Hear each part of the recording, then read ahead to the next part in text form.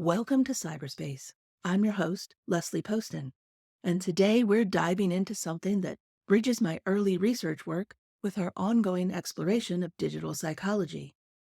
We're going to talk about fan behavior, social movements, and how understanding one might be the key to making the other more effective. Well, my research interests have since moved on in my doctoral work. My early research explored this, and I want to share those highlights with you today, especially in light of the extraordinary hands-off protest we just witnessed this past weekend. Is a successful restorative justice movement driven by fan behavior? This question became the foundation of my early research. Think about it.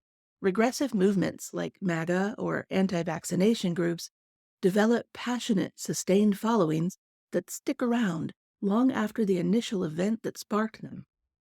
They create what we'd recognize as fandoms, communities with shared symbols, language, and identity. These regressive groups take these fan-fueled movements to the point of cult status. Meanwhile, progressive movements often struggle to maintain momentum. They might generate huge initial enthusiasm, like the Women's March in 2017, which was the largest single-day protest in U.S. history at that time. But that energy frequently dissipates rather than transforms into lasting change. So what can progressive movements learn from fan psychology? That's what we're unpacking today, especially in light of the remarkable momentum of the hands-off protest we just witnessed this past weekend. First, let's establish some terminology that frames this discussion. When I talk about fandom, I'm referring to the communities that form around shared interests that are characterized by collective enthusiasm, devotion, and identity. Think about sports fans who wear their team colors, follow the statistics, and feel extreme emotional investment in the outcomes. I might also use the term active publics. This was coined by researcher Hallahan, and it describes groups that actively seek and process information about a cause or an issue rather than just passively receiving it. Anti-fandom is another interesting concept. That's groups that form their identity through rejection of something, like anti-fans of the TV show Seinfeld who hate it and spend just as much time discussing that as actual fans who watch the show.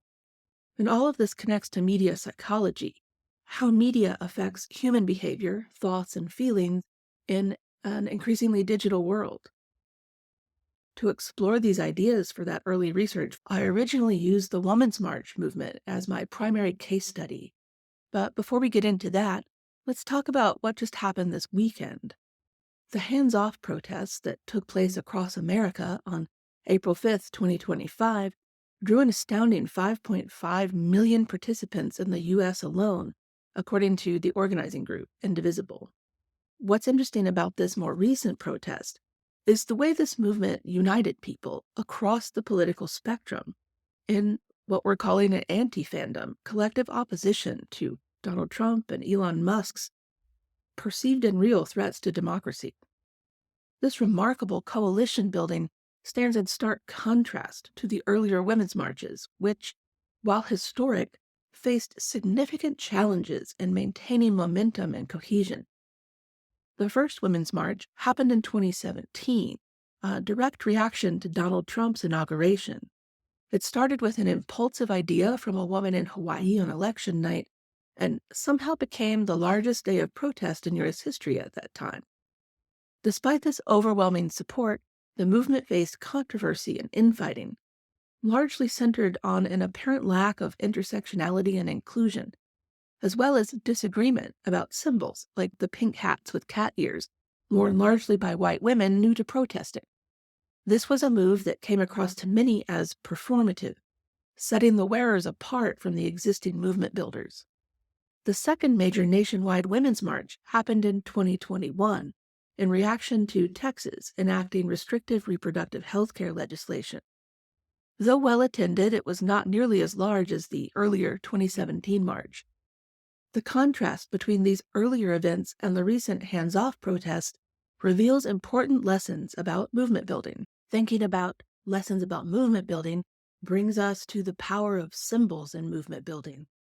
One interesting aspect of both the Women's March and the hands-off protest was the way symbols emerged and either united or divided participants.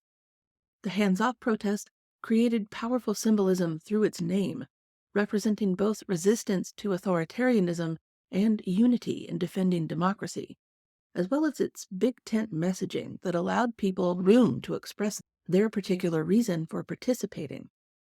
With an administration that is attacking its own constituents' rights and eroding its own government functionality on multiple fronts, this simple, inclusive umbrella message was a must. A single-issue protest would not have worked in this moment in time. The universally accessible protests, happening in over 1,300 cities in the U.S., as well as in cities abroad, also effectively united diverse groups across the political spectrum under a shared identity as defenders of democracy. Democracy as a concept is much more inclusive than political party affiliation, and with so much under attack from Trump and Musk, there was room for every cause to fit under this one umbrella idea of freedom from tyrannical rule.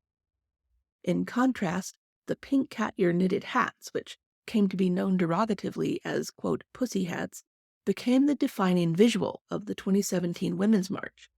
Easy to spot, simple to understand, visually unifying and memorable. They also gave people who couldn't attend a way to participate by making hats for the marchers. However, they were only visually unifying to one certain subset of protesters who had likely never protested before, in many cases, and that's white women. Following these protests, the hats became a symbol of how progressive movements can often nitpick themselves out of momentum. For example, critics of the Women's March argued that they represented biological essentialism, excluded trans women and non-binary folk, and that the hats were performative or unserious, and more. If you were online at the time, you know the discourse was plentiful. The Women's March leadership didn't navigate this tension well. There was no defining counter-message that there might be room for both the hats and more inclusive symbols that could lead to a teachable moment or expand the movement. And this was a missed opportunity. Had the hats remained, while inclusive alternatives were also introduced and embraced, they would have provided a visual counter-identity to the MAGA red hats that were introduced at the same time. And every time the groups encountered each other, symbol versus symbol, it would have helped educate the uneducated or the politically averse public to begin to quantify the stakes. What the hands-off protest demonstrated brilliantly was the power of anti-fandom as a unifying force. Anti-fandom, a collective opposition to a figure, ideology, or idea, can sometimes create stronger bonds than a fandom because it allows diverse groups to unite despite other differences. MAGA thrives on being a unified, unquestioning fandom. In the face of anti-fandom like this, it falters. The protest succeeded in bringing together people from across the political spectrum who shared concerns about threats to democratic institutions. This illustrates an important nuance to my research. Sometimes movements can leverage opposition as effectively as affirmation. The hands-off protests created a collective identity around what participants stood against, authoritarianism, rather than only what they stood for, democracy. This is more resonant than the Democrats' usual posturing against a single evil boogeyman like Trump. As the past 3 months in the United States have shown, the damage a well-orchestrated plan like Project 2025 can do to democracy is magnified with someone like a malignant P.T. Barnum at the wheel. But it's still a well-orchestrated plan that multiple people are enacting. Regressive movements like MAGA have long understood how to create symbols of solidarity and participation opportunities. They excel at centering participants in the story being told by the movement. They meet supporters' need for community, bolster their sense of self in relation to a larger group, and provide organization. Progressive movements can leverage these same principles, as we saw with the hands-off protest. The concept of enduring empowerment gives participants a way to see the impact their role in collective action has on the overall movement. This builds emotional resonance with the cause, moving participants from a state of despair to a state of empowerment, and this is where we need to be to build the better future. In the years since I completed my thesis, fascinating new research has emerged on the psychology of movement building that add depth to my understanding of both the Women's March and the hands-off protests.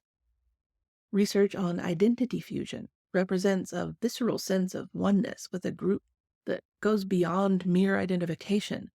Gomez and colleagues found that this fusion serves as a powerful predictor of extreme pro-group behaviors and self-sacrifice. This might explain why the Women's March struggled with sustainability between its reactive protest moments. Without sufficient identity fusion, participants weren't bound tightly enough to the movement to withstand internal critique. Chingia and colleagues demonstrated that strongly fused individuals feel a visceral responsibility towards their group, motivating self-sacrificial actions. The research also shows that shared emotional experiences, such as flashbulb memories of significant events like Trump's election or inauguration, can lead to deeper identity fusion. Another advancement comes from research on moral emotions and collective action. Landman and Roman discovered that while negative emotions like anger and indignation can rapidly mobilize people for protest, positive emotions like feeling moved are also powerful motivators for collective action. This dynamic was visible in how the hands-off protest managed to transform initial outrage into a sense of solidarity and collective empowerment. Ayanian and colleagues found that in repressive contexts, protesters are primarily motivated by outrage, movement identification, or moral obligation, rather than political efficacy. Sylvanathan and Jetton emphasized that the experience of participating in collective action itself can foster continued commitment, while movement leaders play a vital role in uniting participants and mobilizing broader societal support. Recent studies on transversal solidarity and coalition building across identity differences are particularly relevant to this discussion. Dencher examines how movements navigate fragmentation and exclusionary identity politics, while Stepandik and colleagues analyzed how intersectional political solidarity can be created and maintained. Gewertz emphasizes the importance of negotiating differences and leveraging uneven privileges in coalition building. These studies suggest that successful movements need three critical components to maintain cohesion: explicit naming and addressing of power differentials within the movement, creating spaces for intra-movement dialogue about tensions, and emphasizing shared vulnerability to common threats. The hands-off protest excelled particularly in that third component. Research on ritual participation and movement activities by Gelfand and colleagues and Parkinson reveals that synchronized behaviors in collective gatherings can trigger neural synchrony among participants, something that regressive and religious movements tend to capitalize on. Think unifying hymns or group chants at a protest, for example. Zamita and colleagues found that participation in collective rituals enhances perceived emotional synchrony, social integration, and personal well-being as well.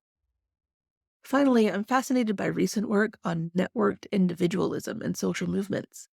Tyndall and colleagues highlighted the importance of personal networks in shaping movement participation. Wong and colleagues demonstrate how social media plays a vital role in enabling connective action and facilitating the transition to more organized forms of collective action.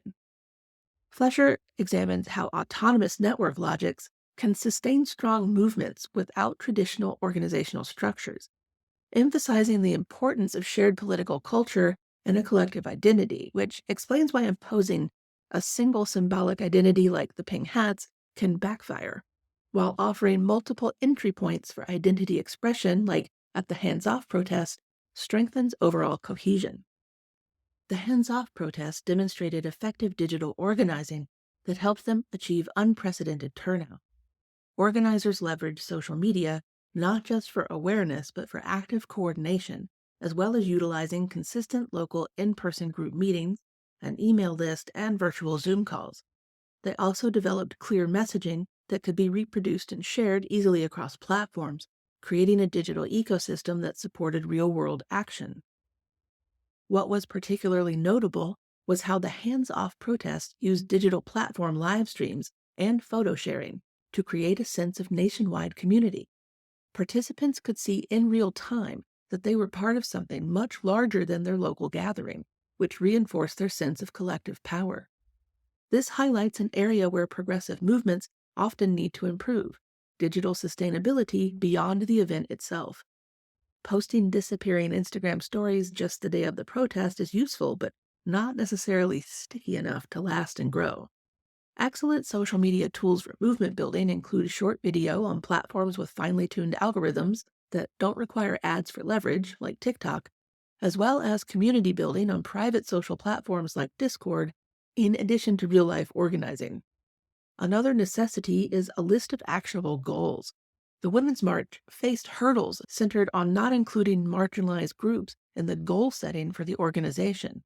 Having clear, actionable goals gives participants a measurable way to see how they're contributing, which reinforces their sense of belonging and purpose. Progressive movements excel at conveying simplistic ideas within strong emotional stories, usually based in fear or anger. Fear is an especially strong emotion for driving behavior. They use storytelling that centers the listener, a powerful way to turn a simple supporter into a true fan. Progressive movement leaders could learn from this and include more emotional storytelling to convey their message to a wider audience. Creating emotionally resonant stories for participants can help enhance the necessary us versus them mentality that often spurs participants into taking action on behalf of a group. While creating these larger narratives, progressive movement organizers must also become adept at creating stories for smaller, disparate groups within the larger group. The hands-off protest benefited from this moment in time where every news story has a deep personal impact on every U.S. citizen, making it easier for people to see themselves in the story of saving democracy and to participate. The hands-off protests provide a blueprint for future progressive organizing. Their success came from creating a broad coalition around a shared concern, while allowing space for different motivation and identities within that coalition. They focused on a clear, emotionally resonant threat that transcended political difference. A future well-organized progressive movement would follow this example, while also ensuring a truly representative leadership structure. A collective at the top, comprised of people that represent all marginalized groups. Because white people and able-bodied people have the greatest majority representation in society, priority would be given to the needs and goals of other marginalized groups during planning, because what benefits them benefits all of us. It's not pie. There's enough to go around. The hands-off protest showed that when the stakes are clearly communicated and the message is inclusive, movements can overcome the infighting that plagued earlier efforts like the Women's March.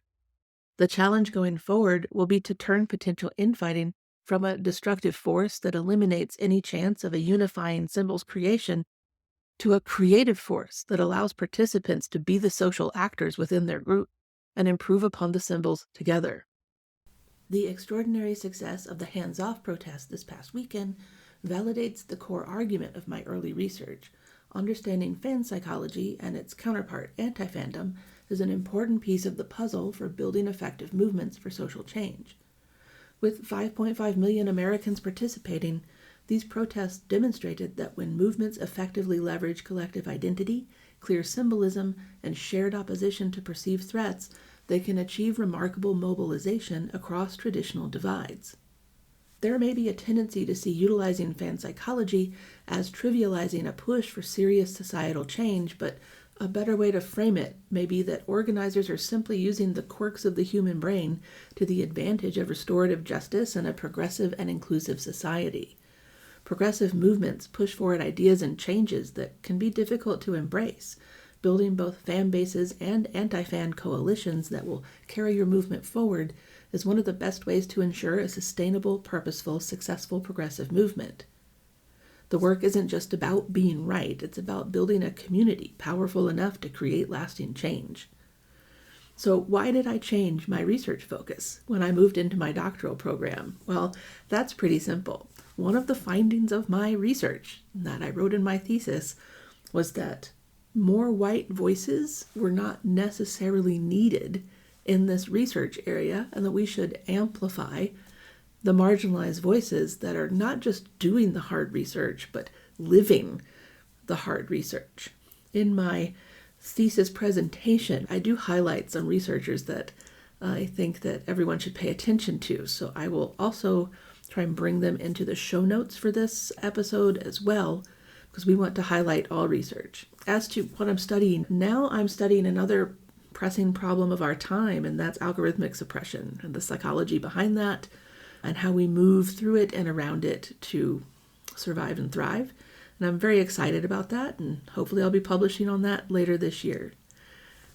And why did I do this episode today? I actually scrapped an existing episode, moved it to later this month because of the effectiveness of the hands-on protests this weekend and the way it reminded me of my earlier research from years ago. And I just wanted to talk about it and get a discussion going about it. And that's all for this episode of PsyberSpace. I'd love to hear your thoughts on movement building. Send me your stories through our website or our social channels, through our Patreon. If you have a researcher that you think I should know about that's doing great work in this space that deserves to be amplified, let me know. It's getting to the point in the podcast where we're going to start having guests periodically. This is never going to be a multi-host show, but there's so much great research out there, and I want to make sure your voices are getting heard. We also have some news this week. The Webby Awards nominations were announced last week, and our show was an honoree, which means in the podcast show category of science and education, we were one of 3 honorees. Other honorees were Google's DeepMind podcast and Amazon's This Is Small Business podcast. So I feel that I'm in great company, and I'm so excited that people are enjoying the show. If you have a request for a future episode, let me know what it is. I would love to hear it and talk about the research around the topic with you. This is your host, Leslie Poston, signing off and reminding you that in the space between psychology and technology, we find the most human stories of all. Until next time, stay curious.